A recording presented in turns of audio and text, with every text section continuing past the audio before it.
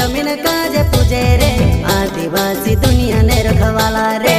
बाप देव खत्री काज पूजे रे आदिवासी सबसे निराला रे।